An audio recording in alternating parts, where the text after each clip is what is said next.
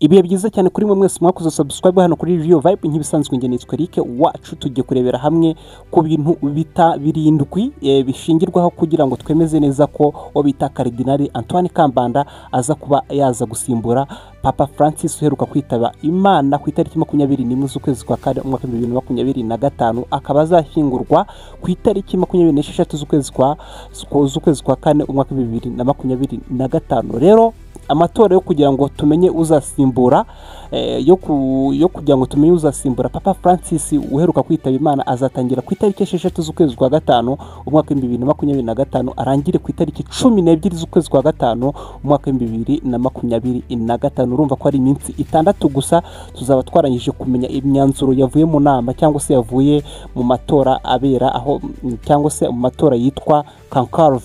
Na amatora agizwe n'abakaridinari atoranya usimbura papa weguye cyangwa se waje kuba yitaba Imana.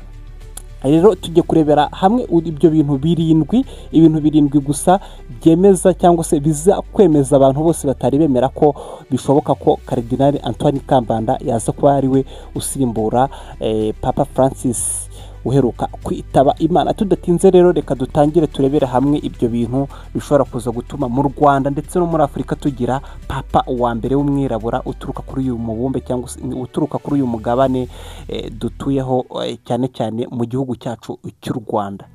Icyambere kizagenderwaho kugira ngo Vatican yemeze ko Antoine Kambanda Cardinal Antoine Kambanda abaye papa usimbura Papa Francis nuko Kambanda agomba kuba ari umugabo ariko wabatirijwe mu idini ya Gatolika cyangwa se wabatirijwe muri Kiliziya Gatolika akaba ari n'umukardinal. Icyo ngicyo Cardinal Antoine Kambanda aracyujuje. Icya kabiri kuba afite ubuzima bwera muri Kiliziya rero n'ubuzima bw'umukristo wuzuye mu mico imyizere ndetse no akaba ari ni nyangamugayo. Icya gatatu kuba afite uburambe mu buyobozi bwa Kiliziya birumvikana ntabwo aba Cardinal udafite uburambe mu buyobozi cyangwa se mu mitegekere ya Kiliziya. Ibyo ngibyo byo birazwi ko ari na umwepiskopi wa Kiliziya Gatolika mu Rwanda.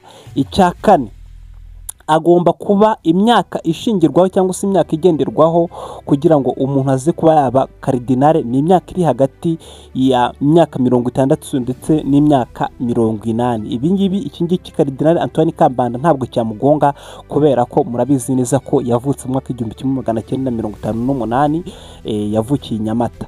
No kuvuga ngo we afite imyaka 66 urumva ko ari muri ya range cyangwa se ari hagati ya myaka 60 ndetse n'imyaka 80 kuko we afite imyaka 66. Icya gatanu gutorwa muri ya nama nahoze mbabwira yitwa Conclave ni inama ya Vatican ibigizwe n'abakardinali bose bagize Vatican. Iyo nama rero iraba igatoranya mwumvishe ko izaba mu minsi 6 niyo ivamo mu kardinali. Rero bagatorana kugeza ubwo umwe muri bo agize amajwi 2/3. Bafite uburyo babibara kugeza umwe muri bo agize amajwi 2/3. Urumva mu bantu 3 bamutoye rero numwe gusa ubutamutoye cyangwa se mu bantu 10 bamutoye 9 bagomba kumutora undi umwe ntamutore. Icyo ngicyo yacyujuje rero papa uwo bita Antoine Kambanda naza gutorwa kuri icyo kigero turaza guhita tubona papa wa mbere w'umunyarwanda cyangwa se papa wa mbere uvuka mu Rwanda cyangwa se muri rusange muri Afrika. Icya gatandatu kizagenderwaho guhabwa izina rishya, kwemera guhabwa izina rishya ntiyitwe. No kuvuga ngo Cardinal Antoine Kambanda ashobora kutazitwa Cardinal Antoine Kambanda, ntabwo azitwa Papa Antoine Kambanda, ashobora kwitwa wenda Eric wa gatatu wacu.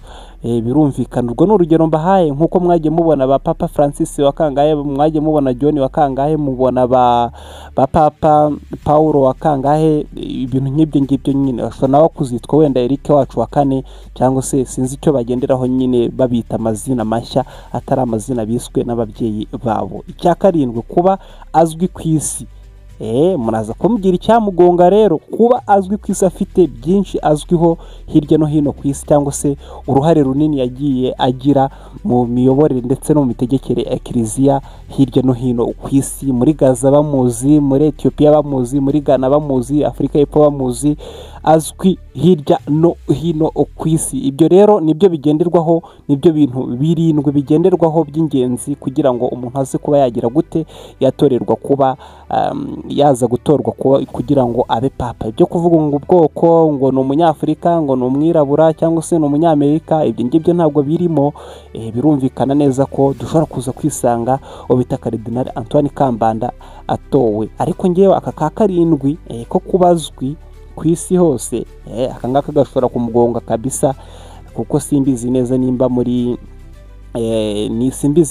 muri Guinea Equatoriale bazi Karidinali Antoine Kambanda, cyangwa se muri biriya bihugu nyine byo muri Caraïbe nimba bishobora kuba byamenya uwo bita Karidinali Antoine Kambanda. Reka tumwifuriza amahirwe rero no guhirwa muri ibi byose, muri uru rugendo. Aramutse atowe, natwe rwose ryaba ari ishema nk'abanyarwanda, ryaba ari ishema nk'abanyarwanda kugira ambasaderi w'Imana hano ku isi kabisa. Nubwo buri wese aba ari ambasaderi w'Imana ku giti cye, ariko nanone kaba ari akarusho cyangwa se waba ari umwihariko twumvishe ko Karidinali Antoine Kambanda atorewe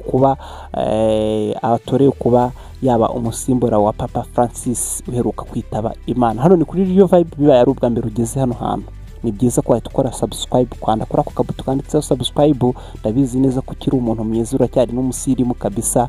Gukanda subscribe ntabwo ari ibintu bigoranye cyane kuko uraza kuba udushyigikiye. Ibihe byiza cyane, turabakunda.